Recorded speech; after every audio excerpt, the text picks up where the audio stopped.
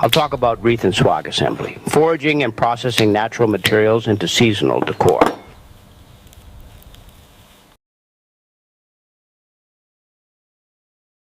Let's get crafty, making your own foraged wreath and swag. Hey there. If you're looking for a truly rewarding winter project, nothing beats creating your own seasonal decor using materials you've gathered yourself.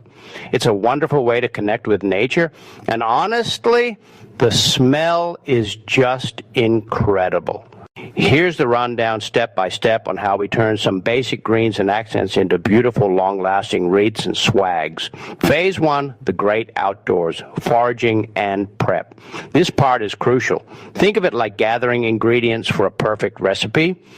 1, going on a hunt, ethical foraging, 101. Before you grab your pruners and head out, we need to talk manners. Rule number 1, ask. Always make sure you have permission if you're stepping onto private land. No sneaking around. Know your stuff. Only pick things you can positively identify. We want beautiful decor, not a trip to the emergency room. Skip anything that looks endangered or fragile. Be a good neighbor. The 10% rule is your best friend. Only take a little snip from a big, healthy patch. We want the plant to thrive next year, too. Clean cuts, please. Use a sharp pair of bypass pruners. Make nice, angled cuts. Don't yank or rip. That just hurts the plant. Now, 2, what to stuff in your basket. Focus on things that look great, fresh, and will dry beautifully. The green's your foundation. You want variety here. Think about texture. Needle stuff, grab some pine, super fragrance, right? Cedar, so soft and lacy. Fir, nice short needles. And maybe some juniper for that beautiful drape and tiny blueberries. Leafy stuff. Don't forget your broadleaf evergreens like magnolia. Check out the cool brown underside. Or holly for that classic look. The vines. If you want to make your own base, look for flexible things like thick ivy or grapevine. The bling, your accents. This is where the color and texture come in. Cones, cones, cones. Any size or shape will do. Pine, spruce, whatever you find. Berries and bits. Winterberry, hollyberries, or any cool seed pods you spot, like milkweed or dried hydrangea heads. Just remember, keep toxic berries out of reach of pets and kids. 3, getting everything ready to craft. Once you're home, we have to prepare everything immediately.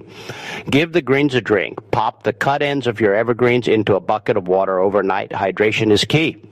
This will help them hold on to their needles much longer. Snip, snip, snip, making sprigs. Take those big branches and use your pruners to cut them into small, manageable sprigs. Aim for about 6 to 12 inches long. You'll need a whole pile of these. Bare the stem. Now, strip the needles or leaves off the bottom inch or 2 of every single sprig. This is the bare stem that we'll use to attach it securely to the frame. Prepping the cones, grab some thin floral wire, 22 or 24 gauge. We need to give the pine cone stems. Just weave the wire through the scales right near the base of the cone and twist it tight, leaving a nice little wire tail to attach it later. Phase 2, assembly time, wreaths and swags. You'll need your frame, wire or straw if it's easiest for wreaths, that floral wire on a paddle spool, and your wire cutters. 4, wreath building, the shingle technique. Our goal here is dense, full, and completely covering the frame. Anchor the wire, unspool your wire, and wrap the end tightly around your wreath frame. Do not cut it. We're using the whole spool continuously. Make the first bunch. Gather a small bundle of 3 to 5 sprigs. Mix up the textures. Line up their bare stems. This is your first little mini bouquet. Attach and secure. Lay that bundle on the frame, pointing it slightly to the left or right. Just pick a direction and stick with it. Wrap the wire from the spool tightly around those bare stems and the frame 3 or 4 times. Pull it super taut, layer like shingles. Create your second bundle, place it over the wire-wrapped stems of the first bundle. The greens of the second one should completely hide the mechanics of the first. Keep going. wrap the wire again tightly. Keep making bundles and layering them, overlapping slightly until you're about 80% of the way around the circle. You're basically building a circular shingle roof. The closing gap, the trickiest bit. And didn't check in, and then when you get back to where you started, lift the very tips of your first bundle. Tuck the stems of your last bundle underneath those tips. Wire it tightly in place. Ta-da! All the messy stems are hidden and the circle is complete. Cut and secure. When done, loop the wire through the back a few times, knot it securely, and finally cut it from the spool. Swag building. Draping elegance. A swag is just a stretched out, usually symmetrical arrangement that looks fantastic hanging over a door frame or mantle. The backbone. Cut a piece of heavy rope or thick wire to the length you want your swag. This is the spine. Central axis. Find your thickest, straightest evergreen piece, like, light and it's alright up us all along. Don't worry, and I arrange it's a spine. This is the center. Building out. Start securing small bundles, 3 to 4 sprigs, to the spine with your floral wire, just like the wreath. The difference, you're building from the center out, pointing the bundles in 2 opposing directions to create a beautiful elongated shape.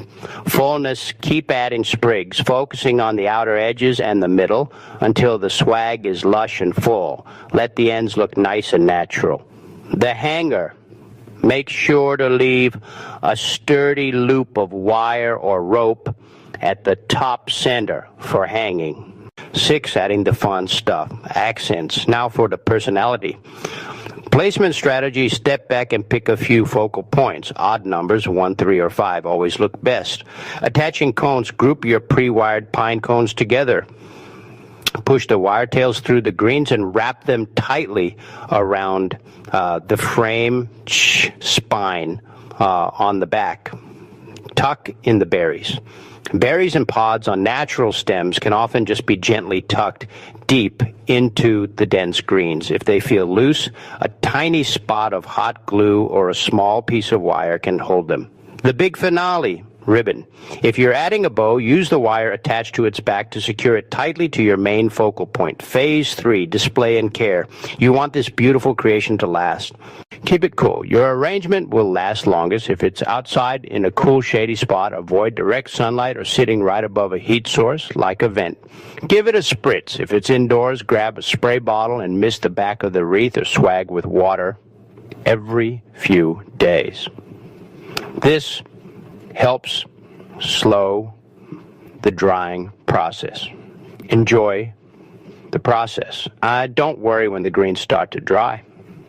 That lovely dried, faded look is part of its natural charm, and it means you get to enjoy it all season long. If you like the idea, please subscribe my channel.